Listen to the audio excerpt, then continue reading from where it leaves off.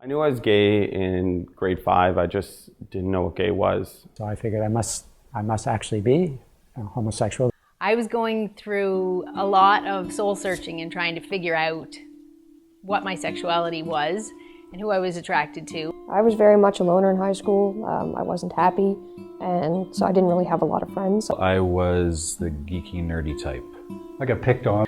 We got spit at, we got called inverts, we got called dykes. Isolated, an outcast, awkward.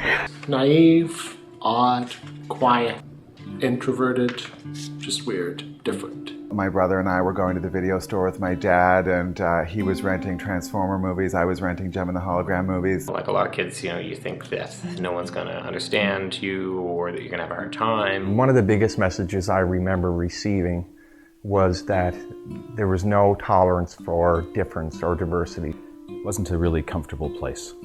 If I saw a group of kids coming down the road where I grew up, I would actually go and hide somewhere until they went down the road. There were kids in the neighborhood that would hang out below my window and just chant things up. It does suck and it does hurt because they're judging you on something you can't change. I think I lived in a lot of fear of being found out. I'm not sure if I allowed myself to believe or too deeply that I was gay.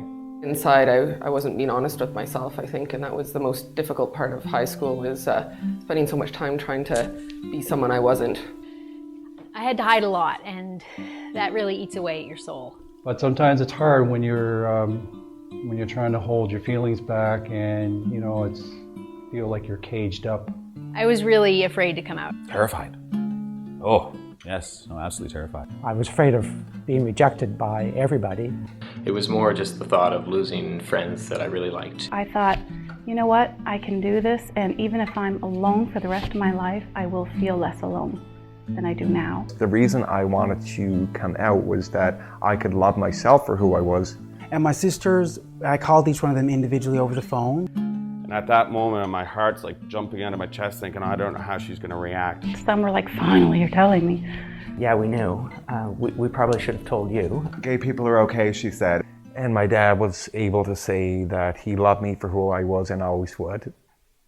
And that meant a lot. Ever since I've been out, it's just like all the lights have come on. And then when I came out, it was just like a big party. I was so happy and relieved. We are all just people, and we need to be able to love who we love and be attracted to who we're attracted to and have that freedom. And being able to be out is the best thing ever. So things become as normal as they should be, because it should be normal, and it is normal. Well, coming out, I mean, the best part was meeting women. Every day that you have an amazing experience, you meet the love of your life. I'm now doing things that I never thought I'd be doing. Capitol Health as a whole opens up a lot of opportunities, and it allows people like me who tend to have a voice to have my voice.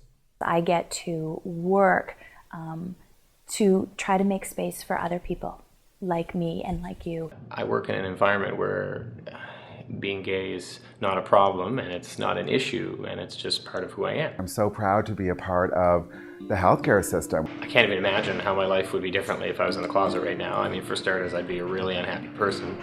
I guess if I hadn't come out, I would still not be all of me. There'd only be some of me. I'd be holding back. I love my partner and I wouldn't have him right now. I wouldn't have the dream of having the kids. I would miss the confidence that I've gained from coming out. The beauty of this world. I would have missed out on having a great wife and two gorgeous, wonderful little boys. The best wisdom I could offer to a youth: don't ever, ever, ever consider giving up. Survive.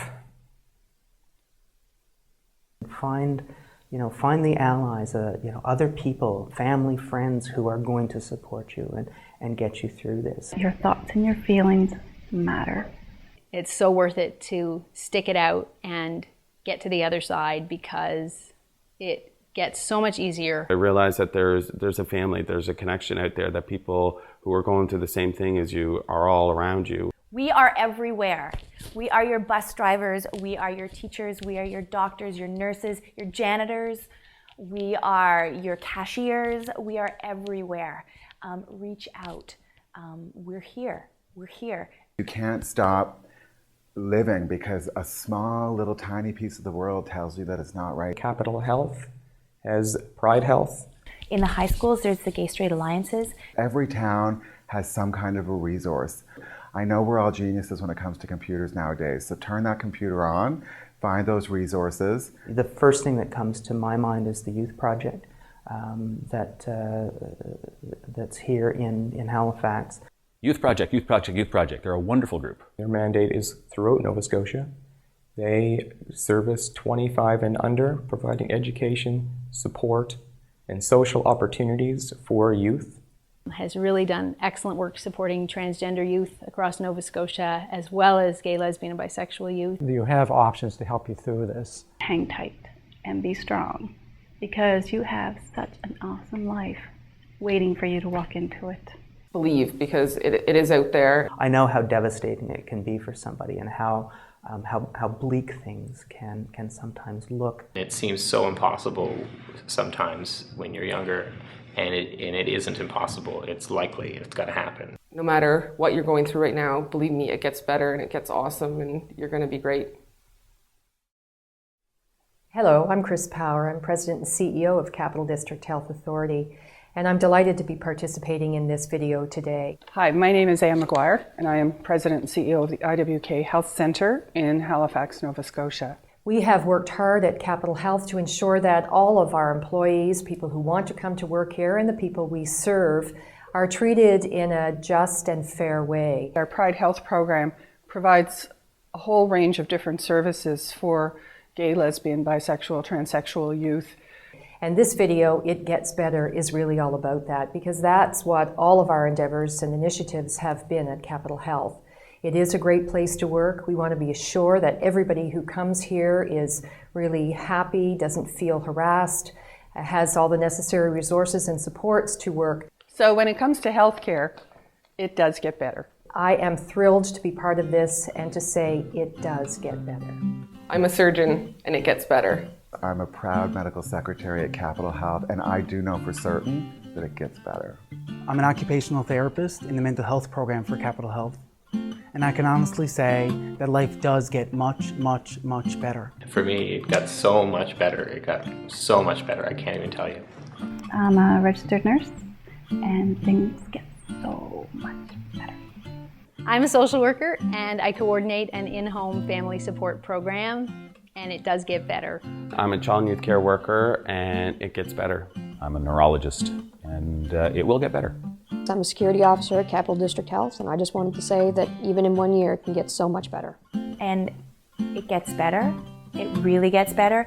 And it is better. It can be better right now.